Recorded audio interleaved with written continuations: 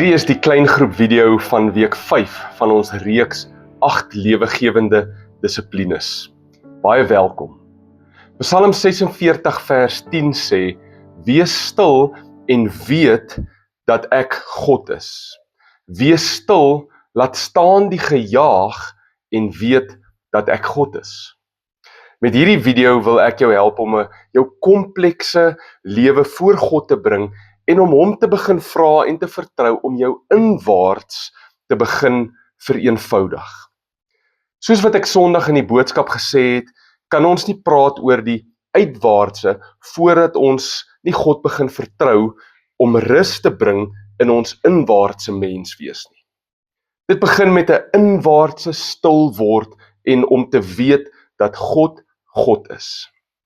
Wil julle as groep nie sommer reg hier aan die begin 2 of 3 minute vat, hierdie video net pause en net in stilte sit en bewus word dat God is. Weet dat as jy Jesus aangeneem het, God jou God is. En dat jy daarom in eenvoud saam met hom kan leef, want hy sorg vir jou.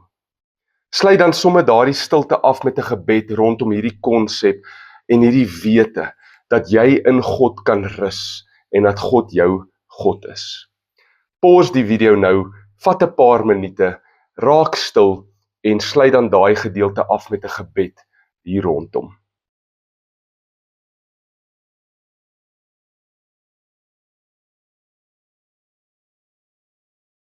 Goed, vra jouself af, waaroor gaan al jou gejaag?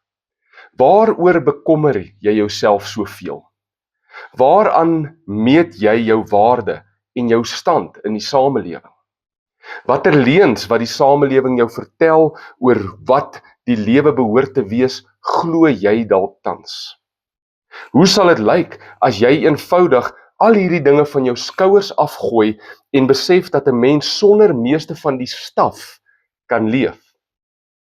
Hoe vry sal jy voel as jou lewe gefokus kan raak op dit wat regtig belangrik is, sonder die dryf na al die ander goed wat eintlik so onnodig is? Dit is waarna Jesus ons uitnooi in Matteus hoofstuk 6, met die uitnodiging waaroor ons Sondag wat verby is gesels het. Om ons nie te bekommer oor alles nie, maar om op God se koninkryk te fokus en om dit te soek.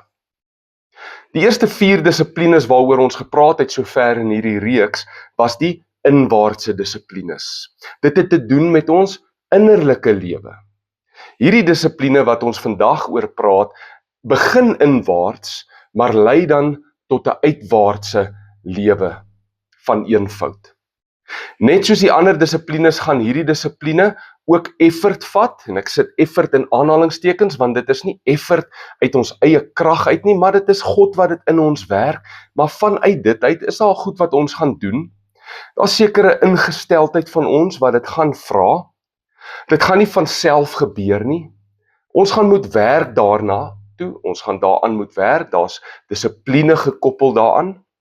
Dit gaan ook nie onmiddellik gebeur nie, maar stappie vir stappie. Onthou ook, ons is nie besig om 'n snaakse tipe kult leefstyl te promoveer, waar ons wette wil instel van armoede en wil sê hoeveel en hoe besig iemand moet wees nie. Nee, hierdie gaan oor 'n radikale ander leefstyl, wat stroom op is met die leefstyl van die samelewing en van die kultuur dalk, ja, maar nie omdat ons stroom op wil wees net om stroom op te wil wees nie, maar omdat 'n eenvoudige leefstyl gefokus op Jesus en sy koninkryk 'n gesonde leefstyl is wat lewe in jou gaan laat invloei.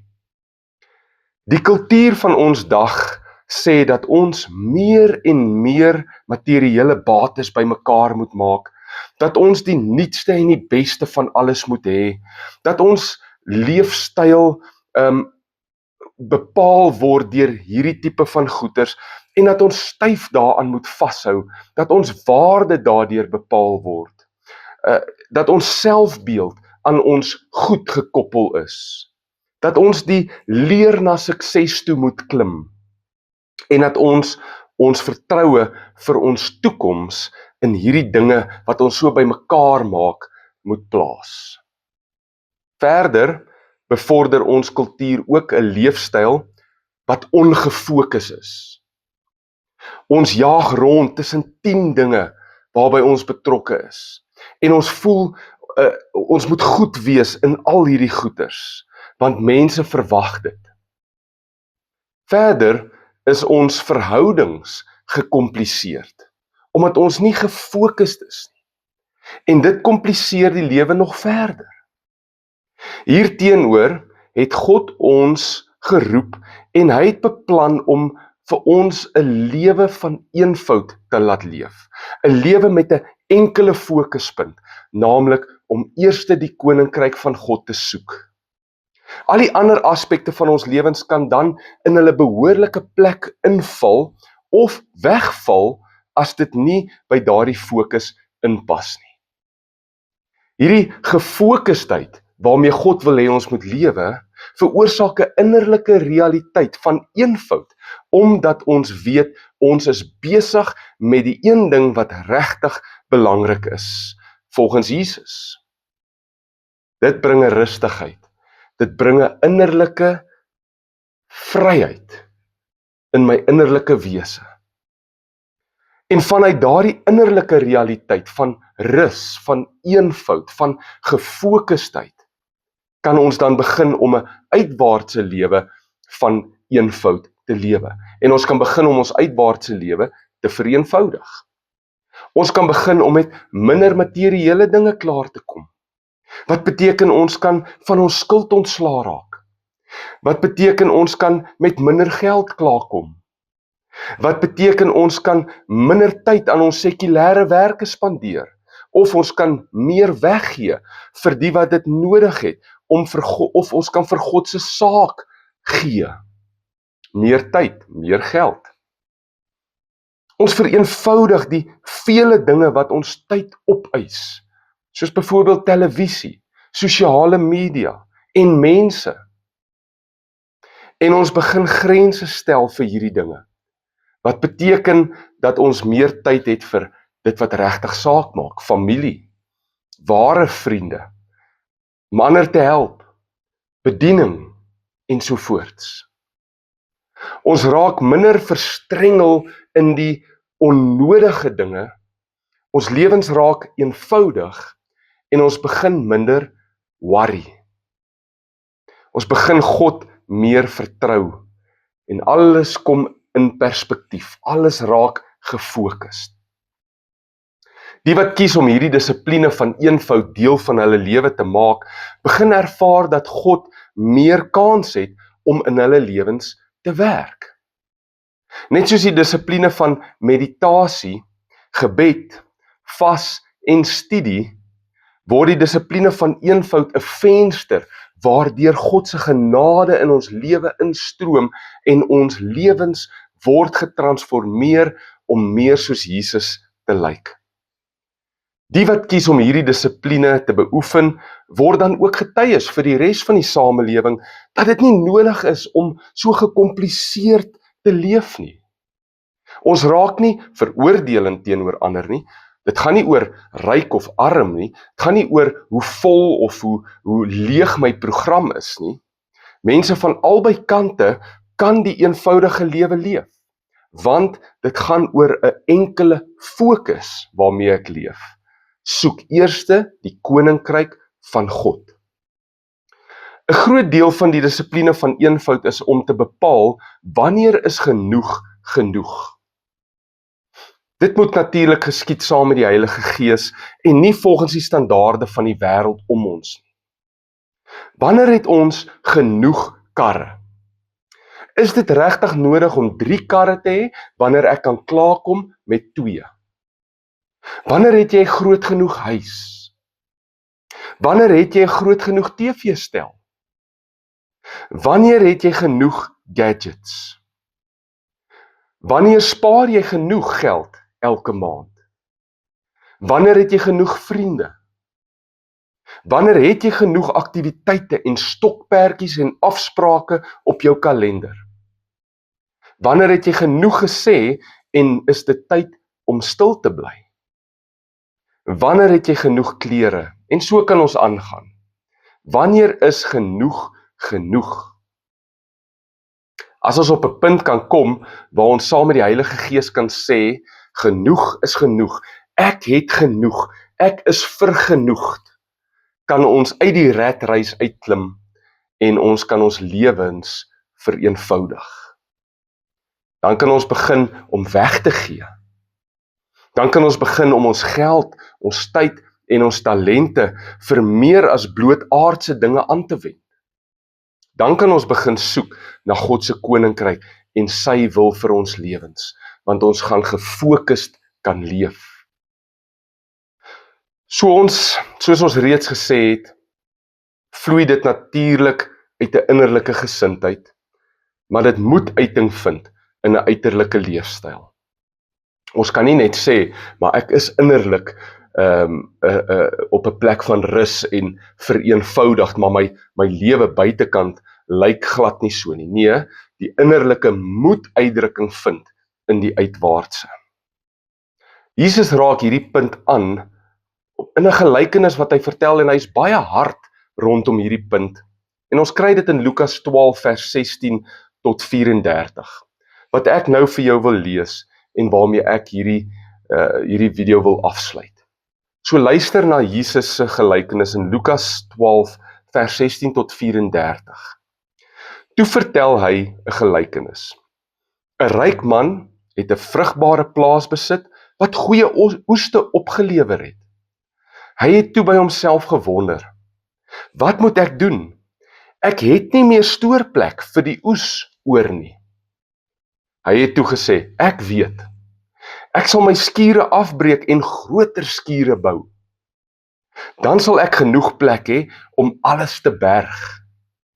En ek sal terugsit en vir myself sê, jou gelukkige kerel, jy het genoeg geberg vir die jare wat voorlê. Ontspan nou, eet, drink, wees vrolik.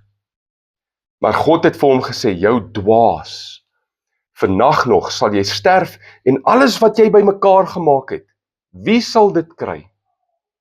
Ja, 'n mens is 'n dwaas as jy net aardse rykdom versamel, maar nie 'n ryk verhouding met God het nie. Jesus sê toe vir sy disippels, waarom sê ek vir julle, moenie julle oor die alledaagse lewe bekommer, of julle genoeg kos het om te eet of klere om te dra nie, want die lewe bestaan uit veel meer as kos en die liggaam is veel meer as klere. Kyk na die kraaie, hulle saai en oes nie. Hulle het geen spens of skuur waarin hulle voorrade bære nie, en tog sorg God vir hulle. En julle is baie waardevoller vir hom as enige voëls. Kan al julle bekommernisse 'n enkele sekonde tot julle lewe toevoeg? Natuurlik nie. En ons as kommer nie eers sulke klein dingetjies kan regkry nie. Wat is die nut van kommer oor groter dinge? Kyk na die lelies en hoe hulle groei. Hulle werk nie en maak nie klere nie. En selfs Salomo in al sy pragt was nie so mooi geklee soos hulle nie. As God so wonderlik sorg vir die blomme wat vandag hier is en môre weg is, hoeveel te meer sal hy nie vir julle sorg nie. Julle het so min geloof. En moenie oor kos bekommerd wees nie, oor wat om te eet en wat om te drink nie. Moenie bekommerd wees nie. Hierdie dinge domineer die gedagtes van die nasies van hierdie wêreld, maar julle Vader ken alreeds julle behoeftes. Beywer julle allereers vir sy koningsheerskappy, en hy sal vir julle hierdie dinge nog daarby gee. Moet dus nie bang wees nie, klein kindertjie, want dit maak julle Vader baie gelukkig om die koninkryk aan julle te gee. Verkoop wat julle het en gee vir die wat behoeftig is. Dit sal vir julle 'n skat in die hemel opberg. En die beursies van die hemel kry nie gate in nie. Julle skat sal veilig wees. Geen dief kan dit steel en geen mot dit vernietig nie. Waar jou skat is, daar sal jou hart en jou gedagtes ook wees. Vat 'n paar minute en praat nou 'n bietjie oor die volgende of reflekteer daaroor as jy alleen is. Nommer 1, in watter areas van jou lewe sal jy moet sê, genoeg is genoeg?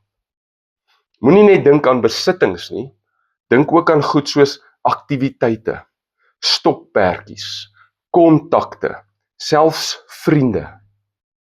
Droom 'n bietjie oor wat die gevolg sal wees as jy kan vergenoegd wees met wat jy nou het en ophou jaag na meer geld, aansien, besittings.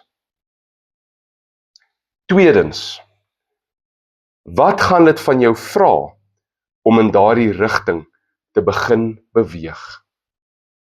Wat is 'n volgende stap wat jy dalk gaan moet neem? Dalk moet jy iets gaan neerskryf. Dalk moet jy ergens 'n streep trek, 'n grens opstel. Dalk moet jy met iemand 'n gesprek hê. Maar wat gaan dit vat vir jou om in hierdie rigting van eenvoud te begin leef? Geniet julle gesprek. Tot volgende keer. Die Here seën jou.